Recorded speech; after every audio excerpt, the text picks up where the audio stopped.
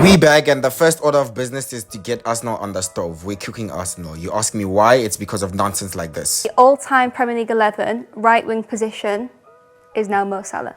I think Cristiano Ronaldo 07-08, the Ballon d'Or season. What about Beckham? I mean, the audacity to shout out Bukayo Saka as an all-timer Hall of Famer Premier League player, the best of the best in that right-wing position is insane to me. I mean, look at the names that are being thrown in there. Mo Salah, Cristiano Ronaldo, Ballon d'Or winner at Man United, David Beckham, legends of legends, players of players. And they just ignored her. I mean, that is pretty funny in itself, although I would have wanted them to pause the show right there and kick her out. They should have thrown her out. That's for sure. I mean, that is inexcusable. Arsenal fans are delusional sometimes. Speaking of delusion, look at this comment that has over 700 likes about the PL not wanting Arsenal to win the league simply because their goal got ruled out for offside. And you can actually see that it's clearly offside. They've drawn the lines and it doesn't even look close. It's offside. I don't know why you would think that the PL doesn't want Arsenal to win things where Odegaard was playing basketball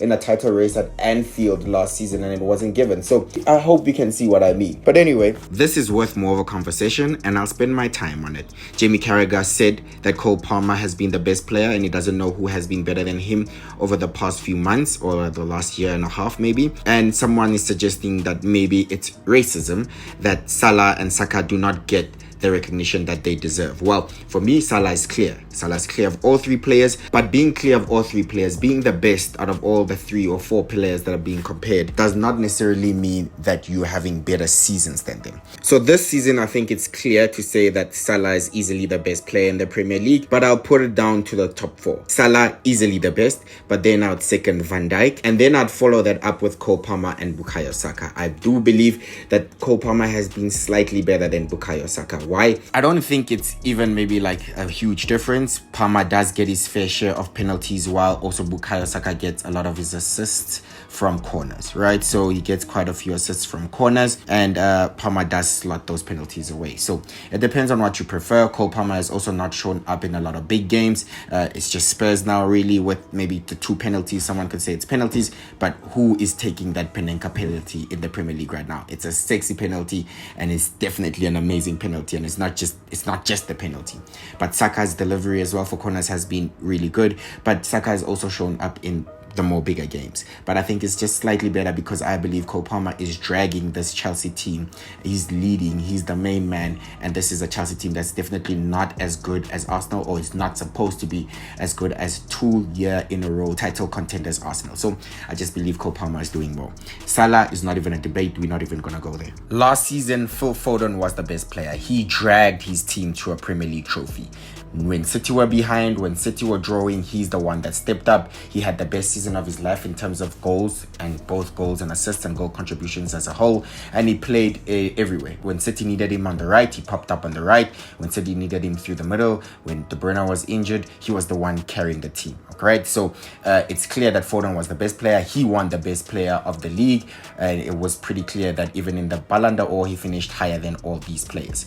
Not only that, in the Champions League, he also finished in the 11 in the UEFA Champions League best 11 of the season. And you remember his performances, especially against Real Madrid at the Bernabeu. He was just outstanding.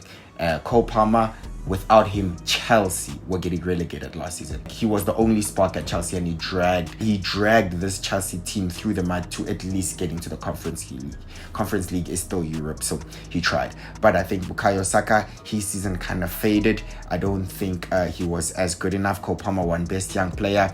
I think Bukayo Saka was then competing with the likes of Phil Foden, but he definitely did not have the amount of goals that Cole Palmer had. So I feel like for Bukayo to really get that shine, he needs to step up and drag Arsenal to a major trophy. It's just as simple as that for me. Salah did not have as good as a season as those players did, so I'm happy that for last season he's ranked 4th out of all these big players. So I would say that yes, Salah is the best players out of all of them. It doesn't mean that he had a better season than them last season, because we know Liverpool fell off and Salah during the title race was not necessarily delivering as much, whereas Cole Palmer was consistent with his goals and his assists. Foden was consistent with his performances for Man City during running them to a title. But in summary, it might be early, just a little bit early to judge Cole Palmer, since he's had basically like, let's say 1.5 seasons if you round it off. Last season he had a perfect season, almost really winning young player with so many goal contributions.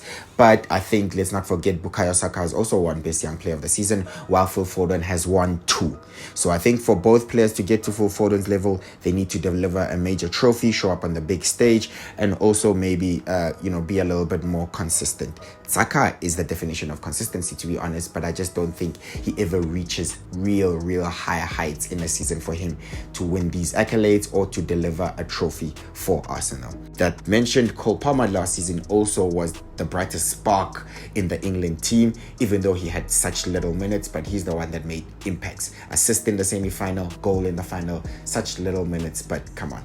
You only judge him with what you do on the pitch. So for me right now, although I'll say Foden is the best out of all of them, not excluding Salah, of course. Remember, Salah is untouchable. Out of the England's big three, Foden is the best. I do think that is definitely subject to change, simply because of Foden has not shown up this season, but he definitely won player of the season deservedly last season. But now for sure I would put Cole Palmer as the better out of the three, but with Salah being the best player in the Premier League.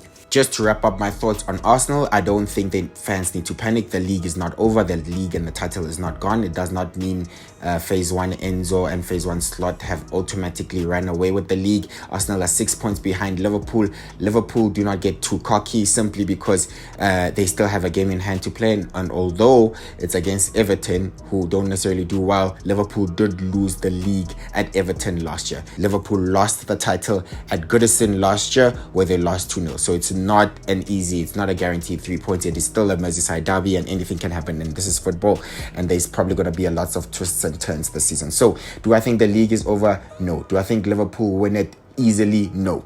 I still think all these teams in the top 4 are in a title race. Chelsea are in the title race, whether Enzo Maresca wants to admit it or not, whether their fans want to believe it or downplay it or not. They are in a title race, and definitely Liverpool, if they do not go on and win this title from here, it will also be a battle. Simply because you got yourself in that position, then you have to show up. Just like Chelsea, they are in a title race. If they don't go win it, they've lost another title race, but you can't say they were never contenders. You got yourself in the position, so challenge. Just because of how you start the season and the expectations, it does not mean that they don't change. The expectations have changed, and right now the expectation is for Liverpool to go win the league. If Liverpool drop points, and it will be a battle, and if they don't win the league, it will be a battle. So for Arsenal fans, they still have a better squad than Chelsea and Liverpool. I still think they have an advantage in the fact that Mikel Arteta has been there for a while and he's got his team ticking, and they can handle pressure, and they've been through 2 title races in a row.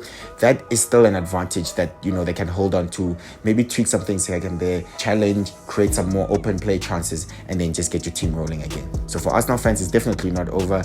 You definitely can come back from this and go on a good undefeated run. So no need to panic as well. Don't be too reactionary. When everything is going good, it's not we're going to win the title automatically. When everything is going bad, it's we are nothing, we shit, coach must go, Arteta out. So no, just think about everything in context, and I think you'll start appreciating your team a little bit more. With that being said, that's my video on Arsenal, my POV. Please subscribe, and I'll see you on the next one. Bye-bye.